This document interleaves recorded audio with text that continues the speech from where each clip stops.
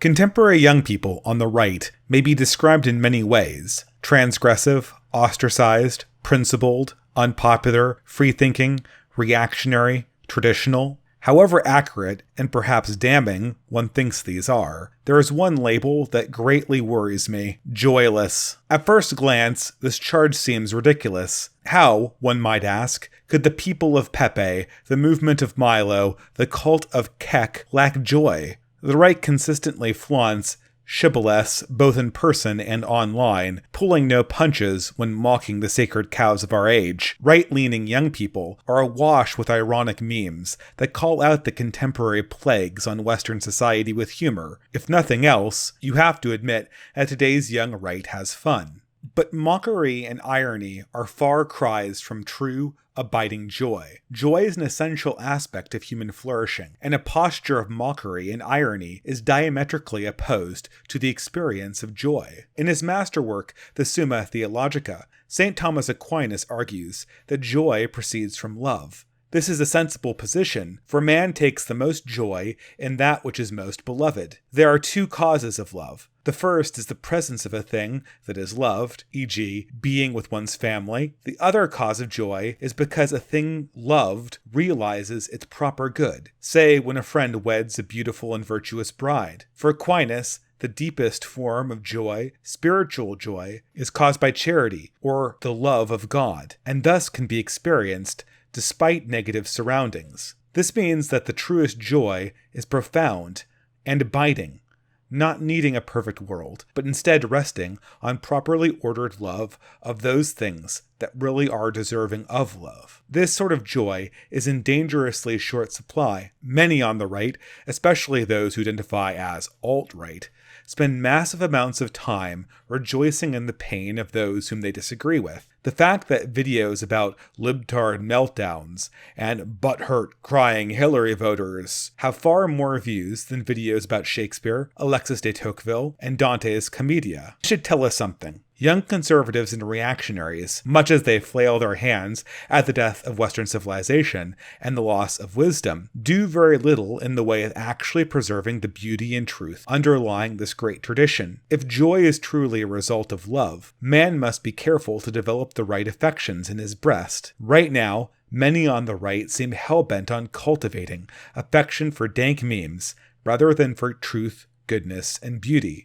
When not mocking, many give way to the temptation of defeatism, resentment, and self-congratulation. One of the clearest examples of this habit is the use of the red pill metaphor. While it has some communicative merit in expressing how fundamental many of the disagreements between progressives and traditionalists are, it is a troubling metaphor. It encourages a Gnostic view of truth and happiness, in which only those who have seen through the fog of the progressive brainwashing can recognize any meaningful truths. While I certainly agree that contemporary progressivism is a suicidal ideology, many virtuous, dedicated, and intelligent people ascribe to some part of it while still recognizing aspects of reality. Insofar as these people are living in the truth, they're able to properly rejoice in it. Meanwhile, many who rightly critique the emptiness of the progressive project fall into habits of resentment and unhappiness that actually moves them farther away, not just from joy and charity, but of truth itself. It is understandable that so many young conservatives and reactionaries are resentful. In many cases, they've been raised in a world that is in fundamental odds with the reality of human flourishing. They have been taught from childhood that happiness is to be found in debauchery,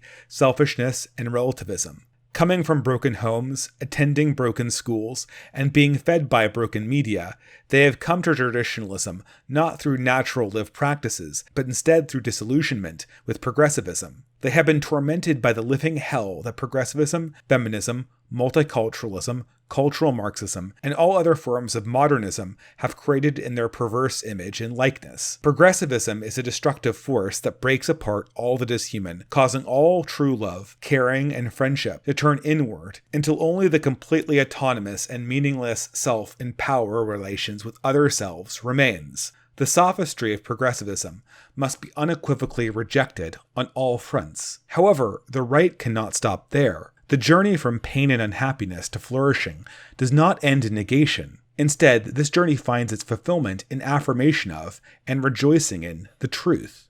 The question that naturally follows is simple. How? How can we be honest about the rot devouring the West and still affirm the world's beauty and goodness? How can we understand the prospects for the political victory of truth while still believing in the power of wisdom?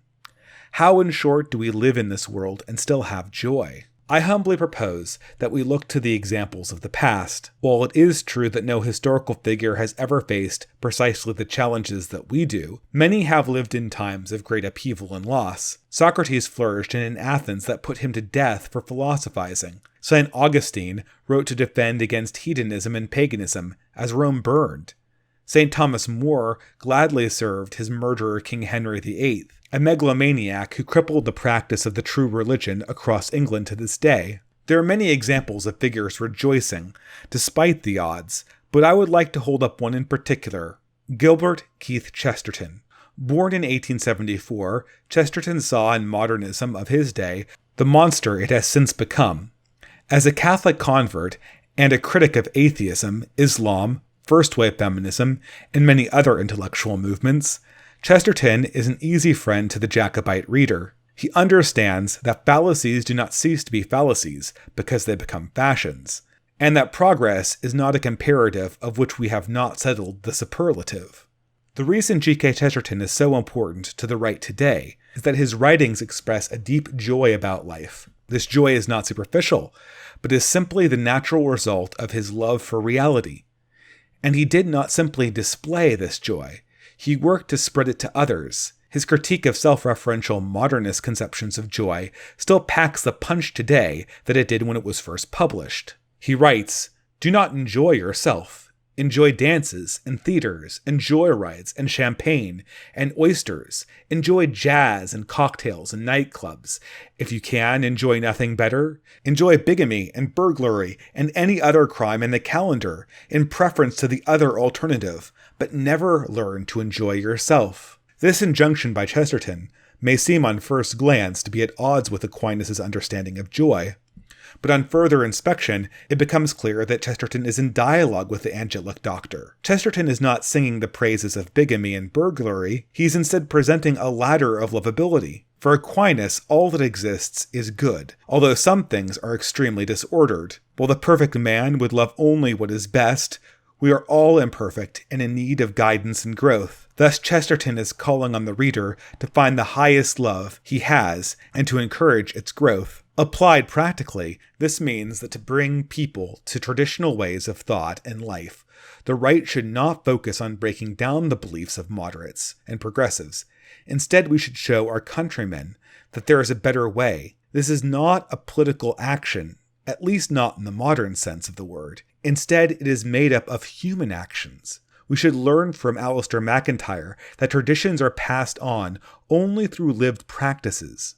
These practices can be intricate, like the religious rites, or they can be simple, as praying before meals. Indeed, when looking through their simplicity, it becomes apparent that meals constitute a fundamental part of any social revival. If asked to describe a collective meal, a consistent progressive would only be able to describe it as physical nourishment and the playing out of power relations, with the head of the table as the oppressor. However, no progressive is this consistent. Thank God. Flesh and bone progressives recognize, albeit inchoately, that a meal with friends and family is a celebration, a party, a feast, and a feast is a time of rejoicing in the company of man's loved ones and his traditions. Indeed, the entire nature of the feast precludes the resentment that progressivism is built entirely upon. This may seem abstruse, but in fact, it is one of the most practical realizations a young traditionalist can make. Simply change your habits to help bring friends and family into rituals and ways of life that affirm reality. Host a formal dinner, go to an art museum, have a picnic in which you read classic poetry aloud. This is how we can create a sustainable traditionalism in the West.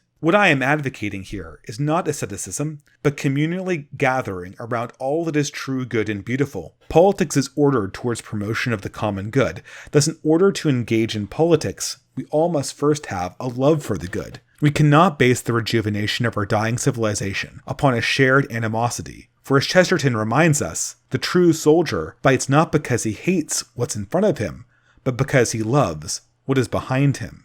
If you really wish to red pill the normies, you must show them how to love For love is found only in the love of truth that shall set us free.